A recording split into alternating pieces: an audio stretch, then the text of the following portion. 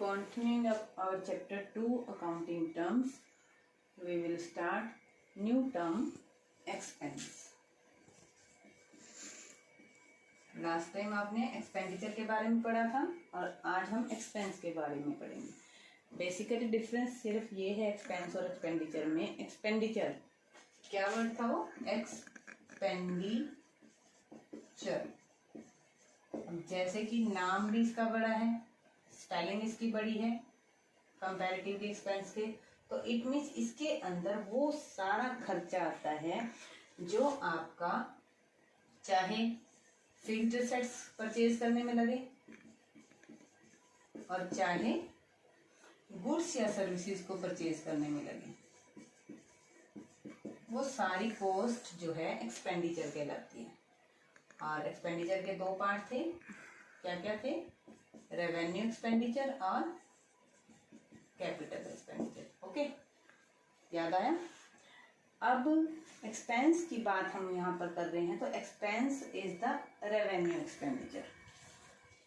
Means जो revenue को generate करने में, रेवेन्यू को कमाने के लिए लगाया गया है खर्चा, कॉस्ट लगाई गई है, वो सारा जो है एक्सपेंस कहलाता है.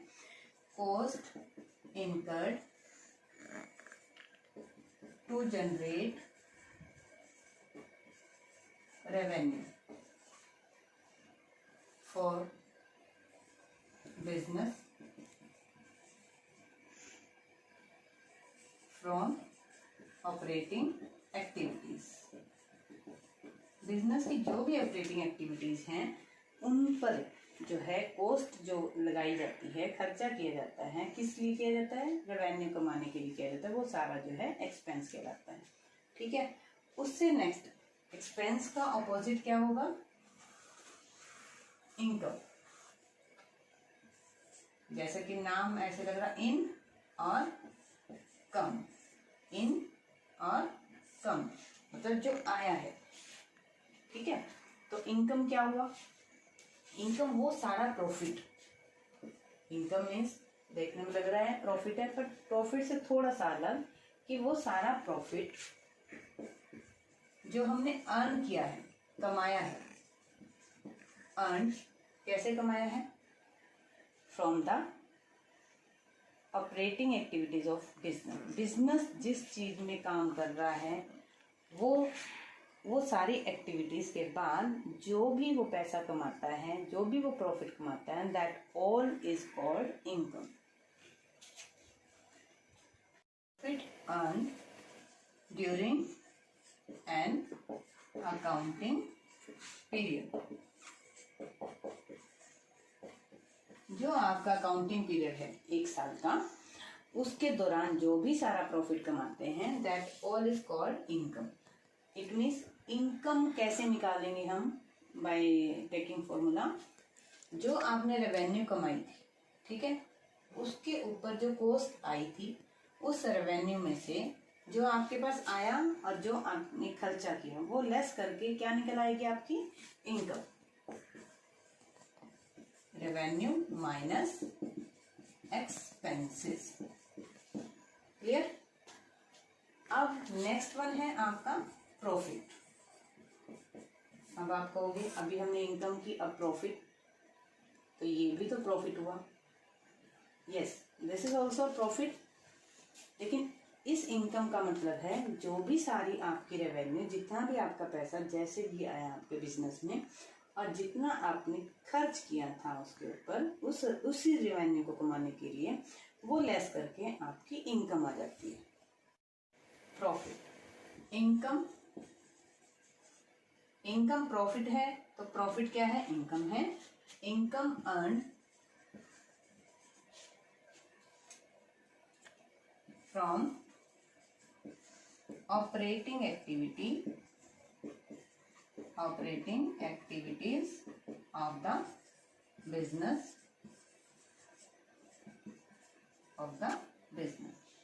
देखो, इनकम क्या थी? जो प्रॉफिट आपने कमाया था एक ड्यूरिंग एन अकाउंटिंग पीरियड. एक अकाउंटिंग पीरियड के दौरान जो आप पैसा कमाते जा रहे हो. अकाउंटिंग पीरियड सपोज करो आपका 1 साल का है. आपने आज भी पैसा कमाया, कुछ इनकम हुई, कल इनकम हुई, महीने बाद भी इनकम हुई, वो तो है इनकम जो हो रही है ड्यूरिंग का मतलब साल के दौरान जो जो आप कमाते जा रहे हो वो तो आपकी इनकम है जो डेली हो रही है। और साल के एंड में जब आप कैलकुलेट करते हो that is called profit total, एक तरह से तो हुआ ना। Profit is the income earn from operating activities of the business की ऑपरेटिंग एक्टिविटीज करने के बाद जो आप पैसा कमाते हो, टोटल पैसा कमाते हो, that is called profit. Clear? अब प्रॉफिट के आगे दो पार्ट्स होते हैं, दो तरह के प्रॉफिट होते हैं। First one gross profit, first one gross profit, okay, and second one is net profit. gross profit क्या होता है? profit from sales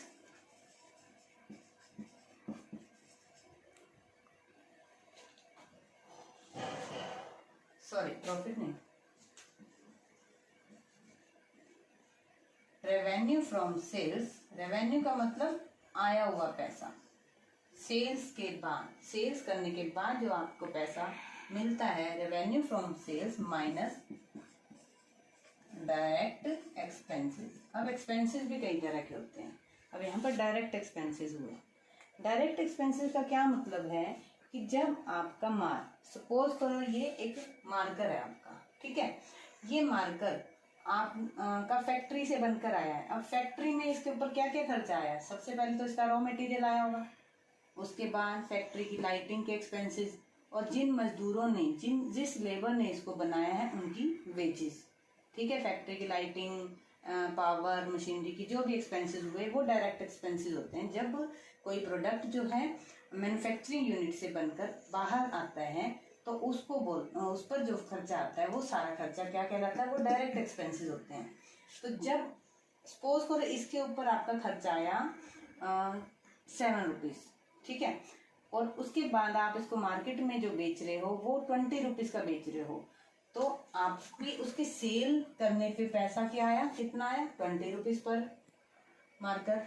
और उसके ऊपर डायरेक्ट एक्सपेंसेस जो फैक्ट्री में उसके ऊपर जो भी टोटल खर्चा हुआ था रॉ मटेरियल से लेकर प्रोडक्शन फिनिश्ड होने तक, फिनिश्ड प्रोडक्ट तैयार होने तक, वो खर्चा आपका आया था 7 रुपीज़, ठीक है। तो आपका जो ग्रॉस प्रॉफिट हुआ वो क्या हुआ? 13 रुपीज़ हुआ। तो 13 रुपये आपने इस पेन के ऊपर टोटल जो प्रॉफिट कमाया। लेकिन फैक्ट्री से निकलते ही कोई चीज एकदम से नहीं बिकती है, उसके लिए क्या होगा? उसके लिए आपने उसको सेल करने से रिलेटेड कुछ एक्सपेंसेस भी किए होंगे, लाइक एडवर्टीजमेंट एक्सपेंसेस। ऑफिस में जो ऑफिस के लोगों को आपने सैलरी दी होगी, ऑफिस की बात कर रही हूँ मैं, वो डायरेक्ट एक्सपेंस में नहीं आता। जो लेबर को वेजेस देते हैं that is included in direct expenses. लेकिन जो उसके बाद ऑफिस के एडमिनिस्ट्रेशन के और कुछ सेलिंग के, डिस्ट्रीब्यूशन के जो एक्सपेंसेस होंगे, किसी सेल्समैन के थ्रू आप सेल करेंगे या अपनी शॉप में सेल करेंगे, उसका खर्चा आएगा। ऑफिस की लाइटिंग, ऑफिस की के खर्चे, फर्नीचर वगैरह, जितना भी खर्चा जो भी टोटल आया, वो खर्चा होने के बाद सपोज करो अब 13 रुपये तो आपका ग्रोस प्रॉफिट था, लेकिन उसके बाद आपका खर्चा जो आया दोबारा बाहर आने के बाद जो आपने उसको उसके ऊपर दूसरा खर्चा पे किया एडवर्टीजमेंट का, उसको सेल करने से रिलेटेड जितने भी खर्चे, वो सारे खर्चे सपोज करो आपके आए 5 रुपीज़। कितने आए? 5 रुपीज़ आए। तो अब जो है आपका 13 रुपये ग्रोस प्रॉफिट था, बट उस ग्रोस प्रॉफिट में से आपने जो इनडायरेक्ट एक्सपेंसेस लेस कर दिए, जो बाद में खर्चे आए, तो वो आपके 5 रुपीज़ थे। तो आपका अब नेट प्रॉफिट कितना आया? ₹8। तो आपका नेट प्रॉफिट जो है 8 रुपीज़ आया। इट मीन्स जो है gross profit is the profit from sales minus direct expenses, and net profit is the profit means total revenue minus total expenses. It means क्या हुआ? जितनी भी टोटल रेवेन्यू आई उस टोटल रेवेन्यू में से जितने भी टोटल एक्सपेंसेस हैं, whether it is direct expenses और इनडायरेक्ट एक्सपेंसेस, वो डिडक्ट करने के बाद जो अमाउंट आता है that is called net profit. और जो ये ग्रॉस प्रॉफिट और नेट प्रॉफिट है, अभी के लिए इतना ही समझ लें। ये जो दो टर्म्स आपकी यूज होंगी बिल्कुल बुक के लास्ट चैप्टर जो फाइनल अकाउंट्स तैयार करोगे तब इनका यूज होगा। ओके, एक और वर्ड होता है प्रॉफिट से मिलता जुलता, गेन। क्या है? गेन है, तो इसका मीनिंग भी लाभ ही है, लेकिन ये थोड़ा सा डिफरेंट है प्रॉफिट से। प्रॉफिट और गेन में बेसिकली डिफरेंस क्या होता है? जो प्रॉफिट होता है वो नॉर्मल बिजनेस की ऑपरेटिंग एक्टिविटी से मिलता है, ठीक है। वो वाली इनकम होती है जो आप जिसमें बिजनेस कर रहे हो। सपोज करो आप कपड़े का बिजनेस कर रहे हो, कपड़े की खरीद बेच से रिलेटेड जो भी आपका प्रॉफिट हुआ, जो भी आपकी इनकम हुई, that is called profit. But suppose करो आपने कोई पुराना फर्नीचर, अपनी शॉप का, अपने शोरूम का, अपनी बिजनेस यूनिट का पुराना फर्नीचर सेल कर देते हो, पुरानी कोई एसेट सेल कर देते हो, पुरानी कोई मशीनरी सेल करते हो जिसका आपका बिजनेस नहीं है, that is not for your trading purpose, that is for your financial assistant, जो आपको फाइनेंशियली असिस्ट करती हैं, जिनसे आपको प्रॉफिट कमाने में हेल्प मिलती है। वो सारी फिक्स्ड एसेट में अगर कुछ चीज़ पुरानी हो जाती है तो उसको जब आप सेल करते हो तो वो आपका प्रॉफिट नहीं होता, वो आपका क्या होता है? गेन होता है। मीन्स ये अचानक हुआ है। प्रॉफिट तो नॉर्मली हो ही रहा है, जिसमें आप बिजनेस कर रहे हो तो प्रॉफिट पर्पस ही कर रहे हो, लेकिन ये गेन जो है अचानक होता है, that is accidental, that is not from the operating activities. तो ये आपका एक्सीडेंटल का मतलब बाय चांस, अचानक, वो होता है गेन, एक्सीडेंटल। जैसे कोई आपका कोई केस चल रहा है कोर्ट में बिजनेस से रिलेटेड कोई, और उसमें जो है वो आप जीत जाते हो, तो उसका आपका सारा खर्चा और जो भी उसके ऊपर जो भी आपका केस से रिलेटेड जो भी आपको जीतने पर मिलने वाला था, जो सारा पैसा मिलने वाला था, वो आपके जीतने से मिलने वाला था और हारने पर जाने वाला था। वो जीत कर आपको मिल गया वो पैसा, तो that is called gain, that is not called profit. वो प्रॉफिट नहीं है। प्रॉफिट आपके नॉर्मल कोर्स ऑफ बिजनेस से, during the normal course of business आप कमाते हो, लेकिन गेन जो है बाय चांस हो जाता है, एक्सीडेंटल हो जाता है। क्लियर? ये पॉइंट्स आपको क्लियर हो गए? Now next one, next term आपकी है परचेज, परचेजेस, और इससे नेक्स्ट आपकी होगी सेल्स। इसको हम साथ साथ कर सकते हैं। अब परचेजेस क्या है और सेल्स क्या है? परचेजेस जो वर्ड है वो गुड्स के लिए लगता है, और sales also used for goods. Goods आपको बताया था, गुड्स मतलब माल, सामान जिसकी आप ट्रेडिंग करते हो, गुड्स हो या सर्विसेज, चाहे आप कोई सर्विस प्रोवाइड कर रहे हो, चाहे आप गुड्स दे रहे हो या खरीद रहे हो या बेच रहे हो, सर्विसेज। तो परचेज, अगर कहीं भी खाली वर्ड परचेज लिखा हुआ है तो अंडरस्टूड है, होना चाहिए आपको कि परचेज जो है गुड्स के लिए रखा हुआ है, सेल्स भी गुड्स के लिए है। बट अगर आप अपनी कोई एसेट बेचते हो, लाइक प्लांट, मशीनरी, फर्नीचर, कुछ भी, लैंड, तो अगर वो बेचते हो या वो खरीदते हो, that is not for trading. जिसका आप व्यापार नहीं कर रहे हो उसको आप व्यापार के लिए यूज कर रहे हो। तो अगर आपने एसेट्स को परचेज किया है या सेल्स किया है तो उसके लिए हम खाली परचेज वर्ड नहीं यूज कर सकते, उसके लिए कहेंगे कि परचेज ऑफ मशीनरी और machinery purchased, sales of machinery और मशीनरी से सोल्ड, कुछ भी, मतलब साथ में आपने उस मशीनरी का या उस एसेट का नाम उसके साथ परचेज या सेल्स का जरूर मेंशन करना पड़ेगा। बट अगर आप सिंपल परचेज वर्ड यूज कर रहे हो, that is understood, it is used for goods और सर्विसेज। ठीक है, मीन्स आप गुड्स और सर्विसेज को जब भी परचेज करते हो, सेल्स करते हो, तो आपको ये लिखने की जरूरत बिल्कुल नहीं है कि purchases of goods, sales of goods, only purchase और सेल्स इज सफिशिएंट। ओके, तो परचेजेस में वो सारी परचेज आती है, चाहे आपने उसको कैश परचेज किया हो, चाहे उसको आपने उधार परचेज किया हो। Means cash purchases also includes in purchases and credit, credit means उधार, उधार परचेज। ओके, इसी तरह सेल्स में चाहे आपने सेल्स की हो कैश सेल्स या फिर क्रेडिट या उधार सेल्स की हो, that all is called sales. And cash purchase, cash credit purchase, cash sales, credit sale. Okay, साथ साथ समझ आ रहा है ना। इसके बाद अगर जरूरी नहीं है कि जो हम सामान खरीदते हैं उसको सारा का सारा रखते हैं, हो सकता है हमें कुछ सामान किसी भी रीजन की वजह से वो वापस करना पड़े, तो जब हम खरीदा हुआ सामान वापस करते हैं तो उसको बोलते हैं, है तो वो रिटर्न, मतलब वापस कर रहे हैं, रिटर्न जा रहा है, तो लेकिन वो कौन सा रिटर्न जा रहा है, वो परचेज रिटर्न जा रहा है। कौन सा जा रहा है, परचेज रिटर्न। ठीक है, अब परचेज रिटर्न। इसी तरह जब हम सेल करते हैं कुछ माल, तो कई बार क्या होता है, कस्टमर कुछ माल को वापस करने आ जाता है, तो उसको बोलते हैं आप, है वो भी return, but that is sales return, sales return. Okay,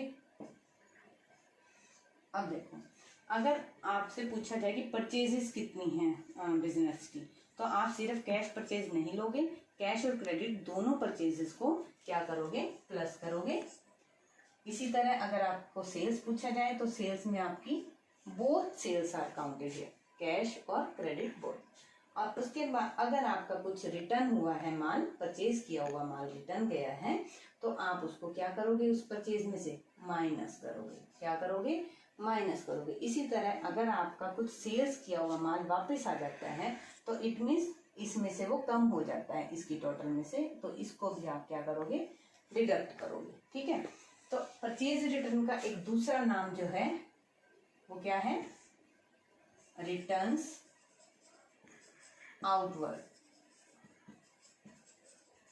return outward means return तो हुआ है, वापसी तो हुआ है, अब वापसी परचेज हुई है या सेल्स हुई है, तो आउटवर्ड से पता लगता है। आउट का मतलब बाहर, बाहर कौन सा माल जाता है, जो पहले हमारे पास था, मीन्स हमने परचेज किया था और उसके बाद वो बाहर गया है, it mean that is purchase return.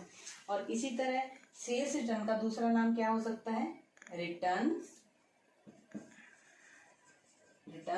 Inward. Inward means in का मतलब आया, वापसी आया। वापसी कौन सा माल आता है, जो सेल किया होता है। तो अगर क्वेश्चन में सिर्फ रिटर्न आउटवर्ड लिखा गया है, तो you will assume it as purchase return. If in the question return inward comes, then you will understand it by sales return. So return inward is the other name of sales return, and return outward is the other name of purchase return. And next topic is trade receivables, and opposite of this trade payables. अगर मैं ये दोनों अभी कराने लगूंगी तो ये थोड़ा सा आपका लेक्चर और लंबा हो जाएगा और you will get confused then, so it will be done in next lecture. Okay.